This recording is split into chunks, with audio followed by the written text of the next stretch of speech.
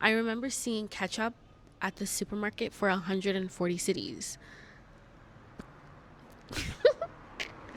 Ketchup that I used to get for $2 to $3 was equivalent to $17.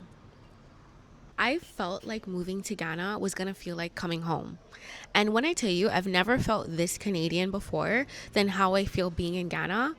And one thing that I've really come to accept is that there's a huge difference between your ancestry and then your actual lived experience. Today, I'm going to be talking about some of the biggest misconceptions I had about moving to Ghana. And I want to clarify and specify, which I always do in all of my videos, that I'm specifically referring to living in Accra because that's where I live. The first one is that Accra is more affordable than Toronto. One place is in North America, the other place is in Africa, and people have grossly different salaries. The cost of living is supposed to be different, but in some ways, I find that Accra can be more expensive than Toronto. So if you're comparing it to salaries, to what's considered a living wage, the prices over here are just not making sense. And I want to reiterate that I didn't think this way because it's in Africa and that Africa should be more affordable or cheaper. It's more so around what people earn and what you would think things would cost relative to what people earn. For example, if minimum wage in Canada or in Toronto is maybe like $17 an hour and low income is like $30,000 a year, whereas here people are earning maybe $8 a month, which would be the equivalent of, would that even reach 2,000 Canadian dollars a year? I don't even think it would reach that much. But some things cost as much here as they do there. But look at the salary difference. So that's a huge misconception. Another misconception I had was that foods are a lot fresher here. And I personally didn't hold this misconception so much, but I believe this is a misconception that a lot of the food here, a lot of how things are grown is organic, which is actually not true. I think less than 1% of food here is organic. In most of the world, food is not grown organically, but there's this narrative or misconception that food from the continent is organic and it's healthier and it's so much better, and that is false. And the other thing too, there is so much importation of foods. I believe over 50% of foods are imported here, and it's another missed opportunity because that's jobs being lost, that's nutritional loss, that's economic loss, and that affects things like our diet, the food availability when you are importing so much. Even things like tomatoes, which we consume so much in a Ghanaian diet, we're importing from neighboring countries. So that's a huge misconception that a lot of the food is grown here, that it's local, organic, all of these things. That is just not the case. Another misconception that I had moving, I thought I would actually see my family members more, and some of them I've only seen them once within 9 months, and they don't even live that far. I just thought that things would be a lot more like family community oriented.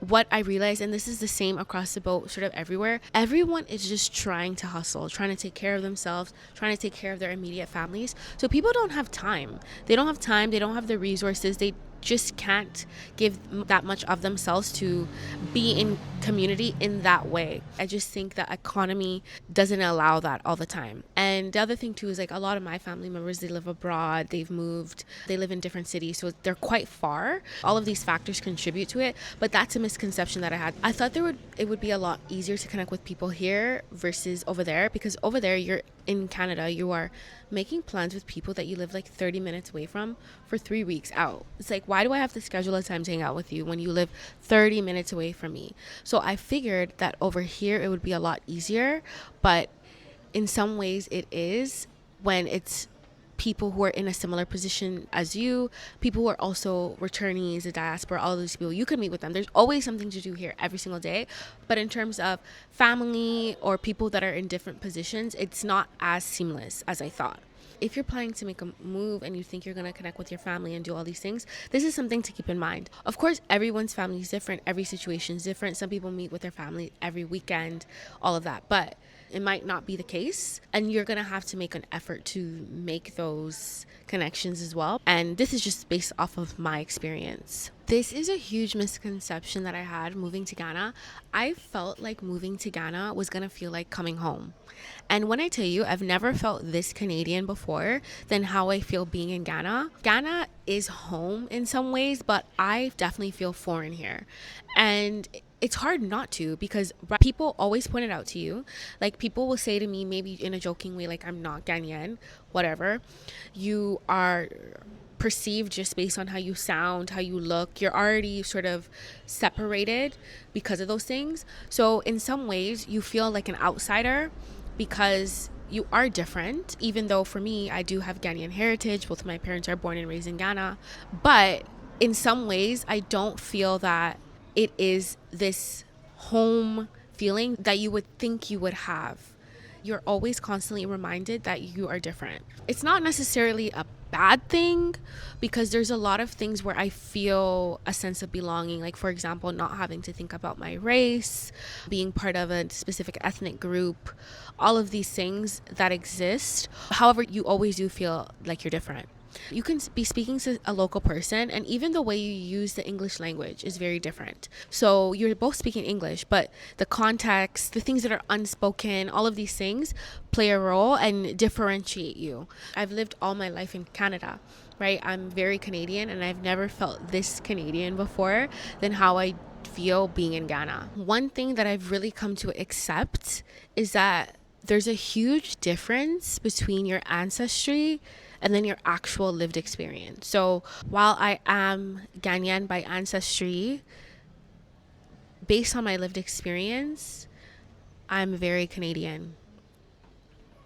It is what it is. And being here has allowed me to accept that, to appreciate that, and then also appreciate the Ghanaian culture and that side of me, and explore that more. And if you are craving that sense of belonging, just keep in mind that you might not necessarily feel that right away, but it's okay to exist in both and exist in the in-between. And that's what I'm doing and what I've come to terms with, and I'm at a level of acceptance. Another misconception is the fact that visiting Ghana is very different from living here. So different, to a point where you might feel like you're in a different place. Coming on holiday, even if you come when it's not a peak season, being here on vacation versus living here are two completely different things. And when you are on vacation, especially if you're staying in a nice Airbnb in a really prime area, you're kind of protected from a lot of the day-to-day challenges that exist when you actually live here. And then once you're away from that, you realize, wait, this is not the same anymore. I'm in a different place. I'm experiencing different things, different challenges.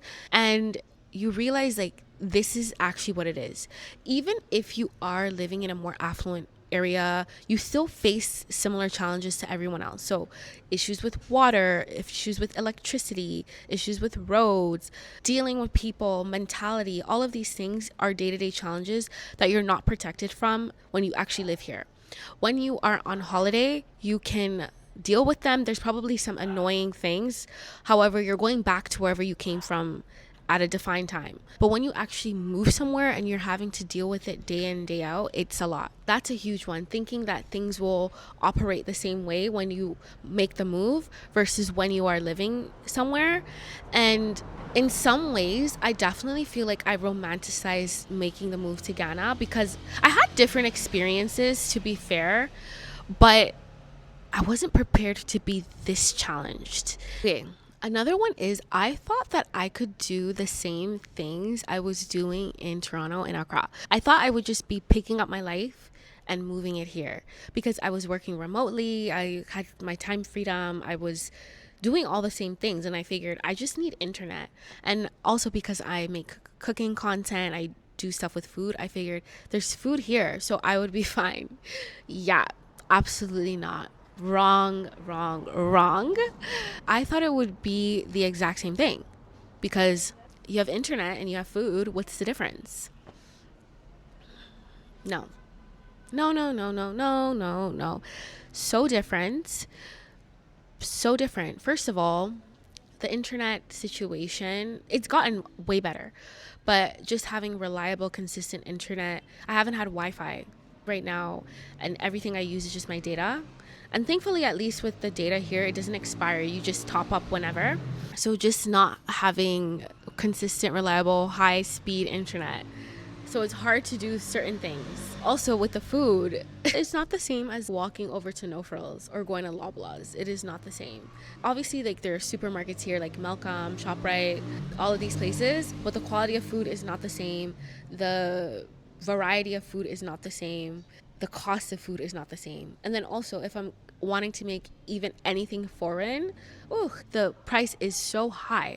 I remember seeing ketchup at the supermarket for 140 cities. Ketchup that I used to get for $2 to $3 was equivalent to $17. So making food content is not the same. Also, just having to go to the market just to get fresh food. Oh my gosh, that's another challenge. And I don't go to the market alone. I've barely been to the market, but if I was to go to the market, I wouldn't go alone. So now having to find someone to go with you, I've just felt like I've lost a lot of autonomy here. That's another thing too. Anyways, that's another conversation. But I just thought that I could just recreate my life in the same way over here. No.